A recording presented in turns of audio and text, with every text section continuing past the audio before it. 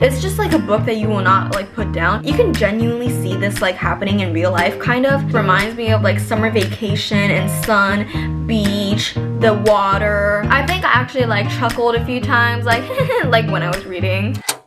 Hello, welcome back to my channel. Recently I've been seeing a lot of TikToks, especially like book recommendations, and some of them are just, I don't know, I feel like a lot of people are not good at recommending books, especially like people on BookTok. Okay, let me just clarify some things. So when I say that people are not good at recommending on BookTok, is like not everybody's bad at recommending good books, but in this video most of the books that I am recommending are from videos that I've watched on BookTok, and I picked out the ones that I've actually read before, and then I made a video to tell you guys what to read. So a lot of them are also on BookTok. I'm not coming up with these books just by myself, because I've seen a lot of like BookTok recommendations. I actually bought a lot of books because of BookTok, and then after I read it, I'm just like, ain't no way I spent my money on that shit. For example, Punk 57, that was something fucking else. I'm currently reading, what is it called? Icebreaker. Why are some novels just so bad? Some novels, like after I read them, I just missed the person that I was 5 days ago. So today I'm gonna be recommending you guys actual good reads, actual good books. These are just my personal opinion. Who knows, maybe you like Icebreaker, but if you like Icebreaker, this video is not for you because I don't like it. My definition of a good book, it doesn't have to be something earth-shattering or like life-changing or anything like that. No, I just wanted to have a good plot. I don't care if it's like a cheesy romance, as long as the plot is good, as long as you're not trying to like drag it or something. And dragging is a really big problem. I'm just gonna talk about Icebreaker because I'm currently reading that right now. That book is like dragging everything. It could have finished probably 100 pages before it actually did, but no, it kept going on, and I'm just like, sorry, this is just my opinion. Now I'm gonna recommend you guys some books that are personally my favorites, and so let's get started. I have my notes on my laptop, so I'm gonna be looking over there. The first one, okay, before I officially start, these books are all gonna be like somewhat related to romance because I love reading romance novels, and my life is pretty boring right now, so that is what I do. So if you're not a fan of romance novels, or you're not a fan of drama, this video is probably not for you. Okay, let's get started. So the first book that I am gonna recommend is The Love Hypothesis. It's like a fake dating trope, which is kind of interesting, I think. I love fake dating tropes because they are so fun. I'm gonna try to tell you guys what it is about without actually like spoiling all the plots. Olive is a third-year PhD candidate, because I haven't read this in a while, so if I forget something, if I say something wrong, please don't come at me. But basically, her friend was always on her about like finding true love or dating or just something like that. Olive wants to try to convince her friend that dating, like having like long-lasting love, is actually going to take more than like mind tricks. So because she is a scientist or whatever, she needs proof. To convince her friend that she's actually dating someone, and to show her proof, she kisses the first man that she sees in the hallway, which is no other than Adam Carlson or whatever his name is. And Adam is a professor in her school who is known as a huge asshole. I personally give this book like 4.5 stars. I think it's just like a classic cheesy romance, and I think it's just like a book that you will not like put down. I think I finished that book in like 2 or 3 hours. It was a really good read. It was a fast read too. I felt like I was watching a movie. The Love Hypothesis is definitely a really classic romantic comedy slash just romance novel. And for the spice level, I think a 4 out of 5. There were pretty descriptive parts, according to my memory. Yeah. Moving on to the second novel, it is If He Had Been With Me. Oh my god, I think this is like one of my favorite novels on this planet, because I don't know, like, okay, anyways, a lot of people say that this is like enemies to lovers, but I personally don't think that they were like enemies ever, but they weren't like friends, like, I'm trying to not spoil this. The story is Autumn and Finn used to be inseparable, then something changed, or they changed. Ooh. Maybe I should stop narrating. Now, they do their best to ignore each other. Autumn has her boyfriend Jamie and her close-knit group of friends, and Finn has become that boy at school, the one everyone wants to be around. That still doesn't stop the way Autumn feels every time she and Finn cross paths, and the growing nagging thought that maybe things could have been different. Maybe they should be together. Anyways, I give this book a rating out of 5. This is such a good book. I don't normally like sad stories. If you're on BookTok, you would know that this is a very sad story. So I'm just gonna put it out there because I feel like a lot of people who are on BookTok would know about this book. Yeah, this is a pretty sad story, and I don't normally like sad stories, but this novel is a raw portrait of love, relationships, friendships. You can genuinely see this like happening in real life, kind of. For example, the love hypothesis. If my friend tells me that that happened to her, I'd be like, girl, I know that this is from Wattpad, but if the plot of this book happens in real life, I would believe it because it's so true. The emotions of the characters are so relatable. It just feels like it could happen in real life, you know? I was a bit scared after reading this because like, you know what? I'm not gonna say anything anymore. For the spice level of this book, I give it a 3. It's not as descriptive as the love hypothesis, but it's not like 0. The next book is The Spanish Love Deception. This is also a very Wattpad-ish book. It's also an enemies to lovers trope. Y'all know my favorite trope now just by listening to me talk about books. And it's also like a semi kind of like office romance. It's basically about this girl Catalina desperately needs a date to her sister's wedding, especially since her little white lie about her American boyfriend has spiraled out of control. Now everyone she knows, including her ex and his fiance, will be there and eager to meet him. She only has 4 weeks to find someone willing to cross the Atlantic and aid in her deception. New York to Spain is no short flight, and her family won't be easy to fool. Enter Aaron Blackford, which is my husband, by the way, thank you. Her tall, handsome, condescending colleague who surprisingly offers to step in. She'd rather refuse. Never has there been a more aggravating, blood-boiling, insufferable man. I think we've all met someone like that, but not in a good way. But Catalina is desperate, and as the wedding draws nearer, Aaron looks like her best option. She begins to realize he might not be as terrible in the real world as he is at the office. This is also like a very like cheesy romance. Yeah, this is the shit that you'll see on Wattpad, okay, but in a good way, in a good plot kind of way, not like Punk 57 or some shit.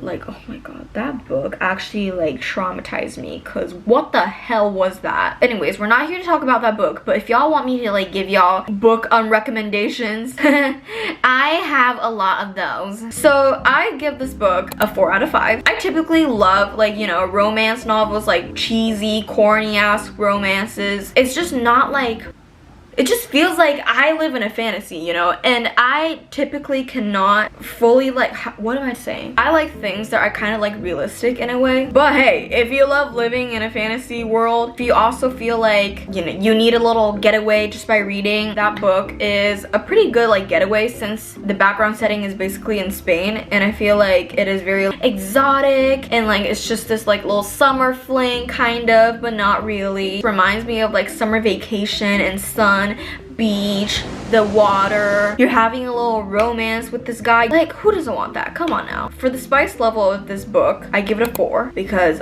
according to my memory, from what I remember, this book was also pretty like descriptive of what they were doing and like what they both look like. Anyways, the next book is To All the Boys I've Loved Before sequel. If you guys don't know To All the Boys I've Loved Before, I don't know what you're doing. Have you been living under a rock? I don't know, because I think this movie, like the film version of this, it was such a hit, you know, especially like, when did it come out? Wait, let me look this up. To All the Boys I've Loved Before, the film, it's from 2018. It was that long ago. Oh, my site profile is not eating today. When this first came out on Netflix, it was such a hit. Like, a lot of people still talk.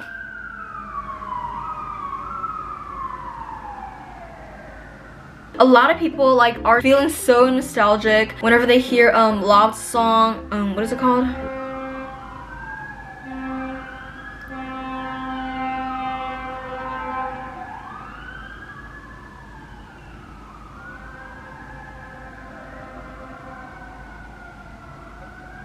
as I was saying, a lot of people get so nostalgic whenever they hear love song. I like me better when I'm with you. That one. I get so nostalgic whenever I hear this song because this was such a cute little romance going on. It was something different, you know? So that film was a hit. But I personally like the sequel, like the book sequel slash... what is the word for that? Like the series, To All the Boys I Loved Before series. I like the book more than the actual movies because the first movie was okay. But the second and the third, it was just not giving. It was low-key giving, low budget, studio production. Especially the third one, because what the hell was that? I don't know, like it wasn't giving at all. To All the Boys I Loved Before, like the first book, I think it was like the OG fake dating trope. I feel like a lot of fake dating tropes happened after To All the Boys I Loved Before because like this actually went so viral and I feel like everybody like kind of knows about it, and it's on Netflix if you haven't watched it yet. It's basically a teen romance novel about Lara Jean, a high school daydreamer who writes love letters to the boys she has crushes on. She never sends out the letters though. They're just for her to write so she can let out her feelings and move on from her crush. Lara Jean writes 5 letters in total, and the story begins when they mysteriously got sent out to each of the boys. Lara Jean then has to deal with the stress and drama of it all. I like it. It's a really cute high school romance, high school drama type of thing. It made me look forward to going to high school because I thought that there would be like a cute guy there, or like maybe my life would turn out like Lara Jean's. But when I actually went to high school, tell me why. There are only like hicks out there, the country boys with the mullets. Yeah, the options were not giving at all. I got nothing to say. I give this book a 5 out of 5. This is just more classic than the classic cheesy romance novels that I talked about because this was the OG. You cannot give the OG anything below a 5. For the spice level of this book, I don't think it was. I don't think anything happened. Yeah, nothing really happened at all. So I give the spice level like a 1. It's not like 0, but a 1. Next up is the book Better Than the Movies. This is also one of my favorites. Favorite cheesy romance novel, cheesy rom-coms. This book is like really good. It actually got me out of my like reading rut. My reading like, is that how you say it? Reading rut? Reading stop phase? Stop reading phase? Stop. What? Reading rut. We're just gonna call that reading rut. It got me out of that because it was actually so good that I kind of look forward to like reading more books. This is also kind of like an enemies slash friends to lovers trope because I don't think that they're friends, but definitely not enemies either. So basically, it's about the main character, the girl. Liz gave her heart to Michael a long time ago, but her cool forever crush never really saw it before he moved away. Now that he's back in town, Liz will do whatever it takes to get on his radar and maybe snag him as a prom date. Even befriend Wes Bennett. The annoyingly attractive next door neighbor might seem like a prime candidate for romantic comedy fantasies, but Wes has only been a pain in Liz's butt since they were kids. Yet somehow Wes and Michael are hitting it off, which means Wes is Liz's in. But as Liz and Wes scheme to get Liz noticed by Michael, she's shocked to discover that she likes being around Wes, and as they continue to grow closer, she must re-examine everything she thought she knew about love and rethink her own ideas of what happily ever after should look like. This is actually so funny. Is this funny though? I think it is. I think I actually like chuckled a few times like like when I was reading. I did not actually just do that. I give this book 5 out of 5. If you really like romance novels and you don't like the smut ones, you know, you like a cute YA kind of, get this book. This is actually a really cute, you know, cute high school, cute next door neighbor romance. And I feel like in the middle towards the end part, Wes was kind of giving that one guy friend that we all have. If you know, you know. All right, we're moving on to the last book, which is Shatter Me. I think one of the books that I've seen most on BookTok is Shatter Me. This was such like a huge series, 8 books in total, I think. A lot of my friends also read this and they really liked it. I've only read the first one and like the beginning of the second one, so I don't know about like the whole series. I liked the first book. It was actually pretty good, you know, it was interesting. This is kind of like a dystopian novel, and the trope of this is a love triangle. So basically, Juliet hasn't touched anyone. That sounded weird, but don't take this in the weird way, okay? We're not touching little kids. We are not touching anyone. We are like this.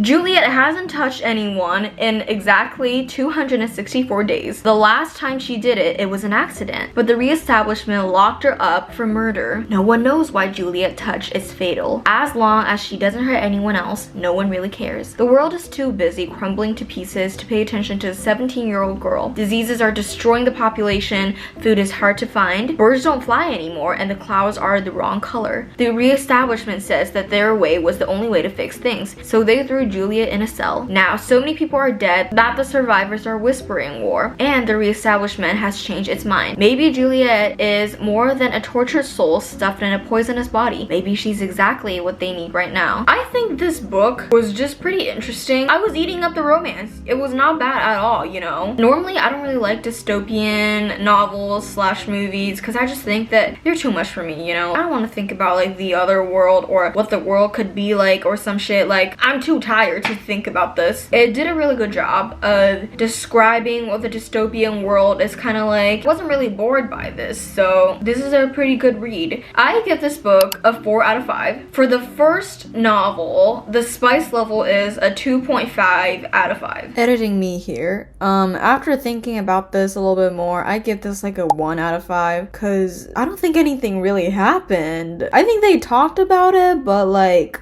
did they, or were they just like cuddling or something? Maybe I'll give this like a 0.5 or a 1, but I don't remember anything happening though. But if I'm wrong, please let me know. Well, I heard that later in the series, I think it's like the 3rd book or the 8th book or something, the spice level gets pretty intense. But hey, I don't know. I haven't read it yet. I am gonna read the book. One of the reasons why this book is just so popular, other than the fact that the plot is pretty good, at least what I've been reading, it's also the fact that like both options are giving. The way that the author described what the guys are like, they are both attractive as hell, but obviously there's only one choice that you should pick.